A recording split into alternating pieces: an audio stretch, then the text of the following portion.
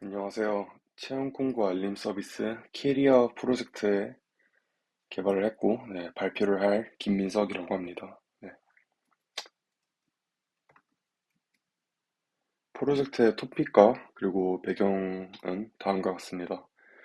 네, 취업 준비를 하면서 공채가 아닌 수시 채용의 경우 각 채용 플랫폼에 각각 따로따로 올라옵니다. 그래서 취준생 입장에서는 여러 채용 플랫폼을 매일매일 돌아다니면서 원하는 키워드를 입력해가지고 그 결과를 각각 하나씩 확인해야 되는, 그래서 여러 개의 채용 플랫폼을 매일 하다 보니까 이 과정이 좀 불편하고 번거로웠습니다.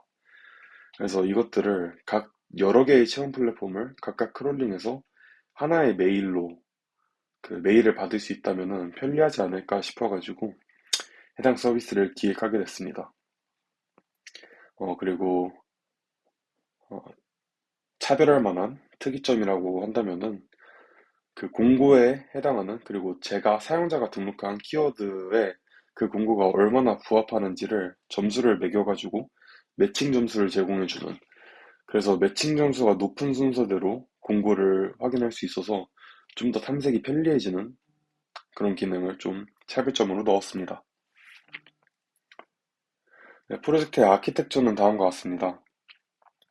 일단은 크롤러가 있고요. 크롤러와 데이터를 수집할 크롤러, 그리고 웹 서비스를 제공하는 프론트엔드, 그리고 뭐 이메일을 보내든지 아니면은 웹 서비스의 백엔드를 구성하는지 이런 거를 할 람다 기능이 있습니다. 그래서 하나씩 설명을 드리자면은 웹 프론트엔드 코드와 그리고 크롤러의 코드는 GitHub에 저장이 됩니다. 그리고 크롤러의 코드에 만약에 커밋이 발생한다면은 GitHub 액션이 수행되어서 그 변경된 코드를 다시 컨테이너 이미지로 빌드하고 AWS의 컨테이너 레포지토리인 ECR에 그 이미지를 푸시를 해줍니다. 그래서 이 푸시된 이미지를 람다가 사용해서 크롤링 작업을 수행하고요.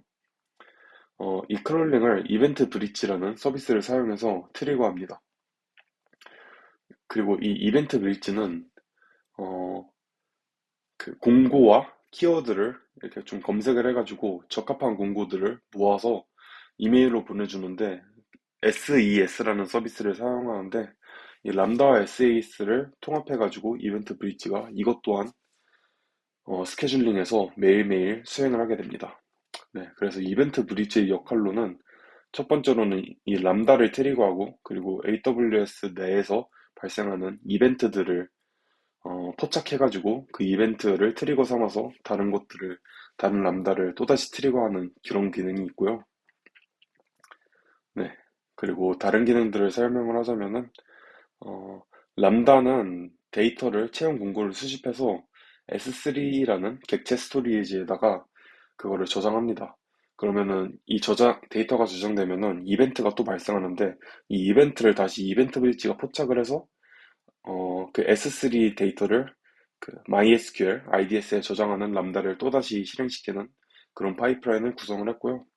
이외에도 프론트엔드 코드 또한 GitHub에 올라가 있어서 이거를 앰플리파이라는 그건 AWS에서 제공하는 웹사이트 프레임워크가 있는데, 그거를 앰플리파이하고 연동을 해서 마찬가지로 커밋이 발생할 때마다 앰플리파이가 자동으로 빌드하고 배포를 주도록 파이프라인을 구성했고요. 그리고 이 프로젝트의 가장 큰 특징은 클라우드 서비스를 최대한 많이 활용을 하는 게 가장 큰 특징인데, 그래서 서버리스 아키텍처를 좀 특징으로 삼아가지고 개발을 했습니다.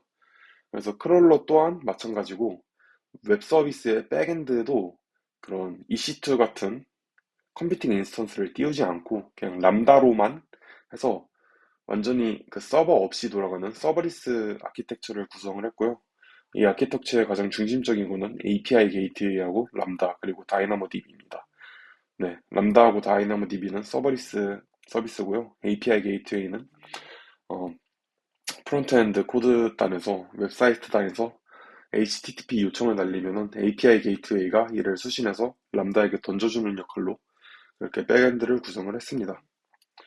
네, 그래서 전체적인 아키텍처는 다음과 같고, 네, 세부 내용은 조금 뒤에 설명하겠습니다. 네, 프로젝트의 데모는 다음과 같습니다. 네, 그 웹사이트의 첫 번째 페이지인데요.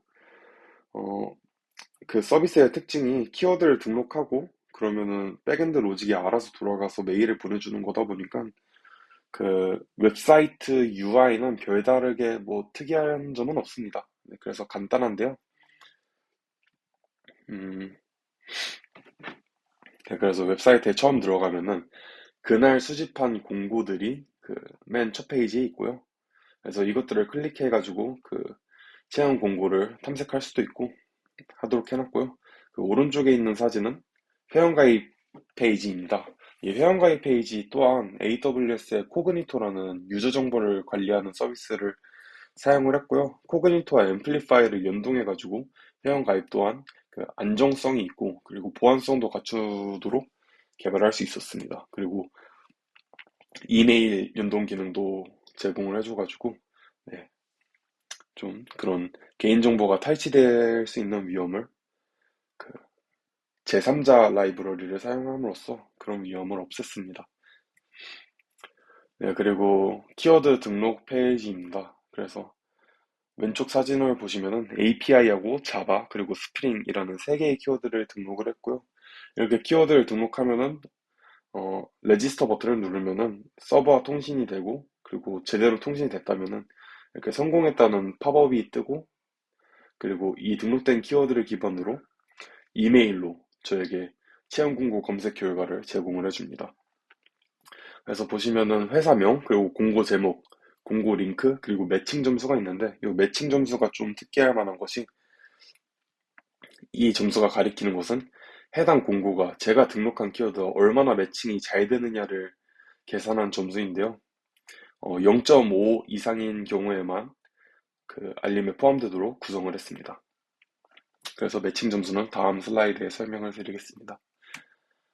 네, 이 매칭 점수를 계산하는 알고리즘은 그 MySQL 검색 엔진에서 제공하는 Full Text Search라는 인덱스를 적용을 했습니다. 그래서, 어, 이거를 만약에 적용하지 않고 SQL만으로도 물론 검색을 수행할 수 있습니다.